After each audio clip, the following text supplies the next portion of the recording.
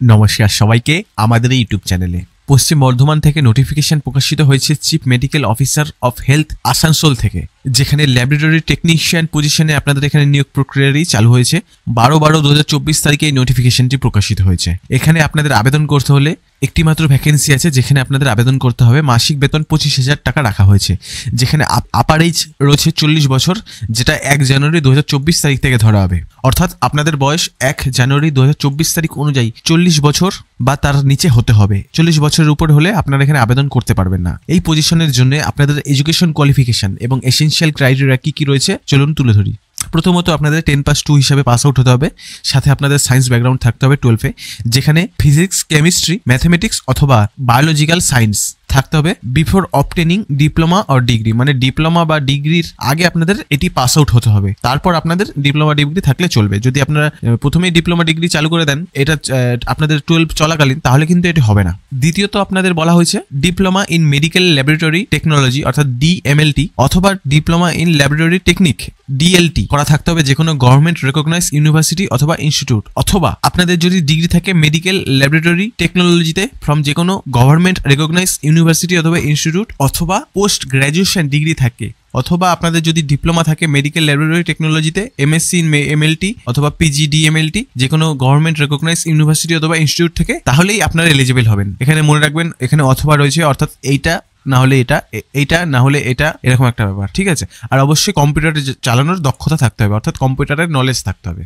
এবার desirable qualification, যেখানে আপনাদের বলা হয়েছে 1 নম্বর পয়েন্টে 6 মাসের পোস্ট কোয়ালিফিকেশন এক্সপিরিয়েন্স থাকতে হবে যে কোনো ব্লাড ব্যাংক অথবা প্রিপারেশন অফ ব্লাড কম্পোনেন্ট যে কোনো লাইসেন্স ব্লাড ব্যাংকে। ইন কেস ক্যান্ডিডেট যদি ডিগ্রি থাকে অথবা পোস্ট গ্রাজুয়েশন ডিগ্রি অথবা post graduation diploma in medical laboratory টেকনোলজিতে থাকে, যেমন MSc ইন MLT অথবা MSc ইন PG DMLT অথবা MSc ইন BMLT, তাহলেও আপনারা এখানে এলিজিবল হবেন, ডিজারেবল কোয়ালিফিকেশনের স্ট্যান্ডার্ডে থাকবেন। তারপর আপনাদের 1 ইয়ার পোস্ট কোয়ালিফিকেশন এক্সপিরিয়েন্স থাকতে হবে testing of blood and or preparation of blood components in licence blood bank. যদি আপনাদের ডিপ্লোমা থাকে মেডিকেল ল্যাবরেটরি টেকনোলজিতে অথবা ডিপ্লোমা ইন ল্যাবরেটরি টেকনিকে অর্থাৎ DMLT অথবা DLT-তে, তাহলেও ডিজারেবল ক্রাইটেরিয়ার মধ্যে ম্যাচ করছেন। এখানে জেনারেল ইনস্ট্রাকশনের মধ্যে অবশ্যই বলে দেওয়া ভালো যে আপনাদের লোকাল ল্যাঙ্গুয়েজ অর্থাৎ বাংলা ভাষায় দক্ষতা থাকতে হবে। এখানে পুরোটাই অনলাইনের মাধ্যমে আবেদন করা হবে। ক্যান্ডিডেটদের বলা হচ্ছে অ্যাপ্লিকেশনটি যদি আপনারা প্রপারভাবে ফিল আপ না করেন অথবা incomplete application form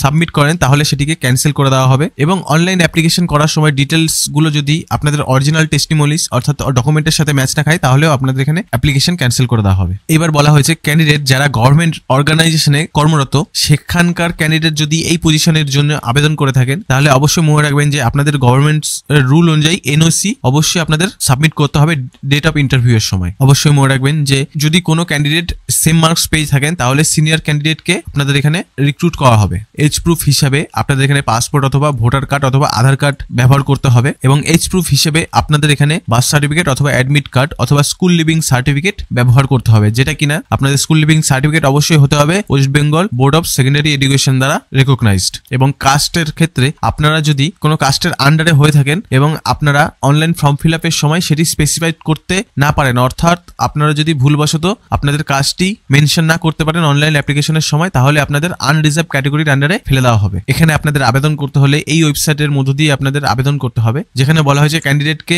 hard copy বা প্রিন্ট কপি, সফট কপি, কোনো কপি যেন অনলাইন রেজিস্ট্রেশনের পর বাই পোস্টে না পাঠানো হয়, অর্থাৎ বাই পোস্টে কোনো মতেই পাঠানো যাবে না, শুধুমাত্র অনলাইন অ্যাপ্লিকেশনই করতে হবে। পরবর্তী বলা হয়েছে যে 14 ডিসেম্বর 2024 তারিখ থেকে নোটিফিকেশনটি প্রকাশিত হয়েছে এবং অ্যাপ্লিকেশন ফর্মটিও প্রকাশিত হয়েছে, অনলাইন রেজিস্ট্রেশন করা হচ্ছে। মনে রাখবেন যে 29/12/2024 তারিখ হচ্ছে এটা লাস্ট ডেট, এবং last date of online submission of application হচ্ছে 1 জানুয়ারি 2025 তারিখ, যেখানে অ্যাপ্লিকেশন ফি দরকার হবে 100 টাকা আনরিজার্ভ ক্যাটাগরিদের জন্য এবং 50 টাকা রাখা হয়েছে রিজার্ভেশন ক্যাটাগরিদের জন্য। ক্যান্ডিডেট যারা অনলাইনে অ্যাপ্লিকেশন করেছিলেন এবং অনলাইন অ্যাপ্লিকেশন পর যাদেরকে সিলেক্টেড করা হবে, তাদেরকে ডকুমেন্ট ভেরিফিকেশনের জন্য ডাকা হবে। অবশ্যই মনে রাখবেন ডকুমেন্ট ভেরিফিকেশনের পর ক্যান্ডিডেটকে রিটেন টেস্ট, কম্পিউটার টেস্ট এবং ইন্টারভিউয়ের মধ্য দিয়ে যেতে হবে, এবং ফাইনাল ডিসিশন নেবে হচ্ছে DLSC ডিপার্টমেন্ট। এই হলো নোটিফিকেশনটি আপনি খুব সহজে ভিডিও ডেসক্রিপশন থেকে ডাউনলোড করে ফেলতে পারবেন, এবং আমাদের চ্যানেলটিকে সাবস্ক্রাইব করতে ভুলবেন না, কারণ আমরা প্রতিনিয়ত কেন্দ্র সহ রাজ্যের সমস্ত চাকরির নোটিফিকেশন এইভাবেই আপনাদের কাছে প্রতিনিয়ত তুলে ধরি। সবাই ভালো থাকবেন, সুস্থ থাকবেন।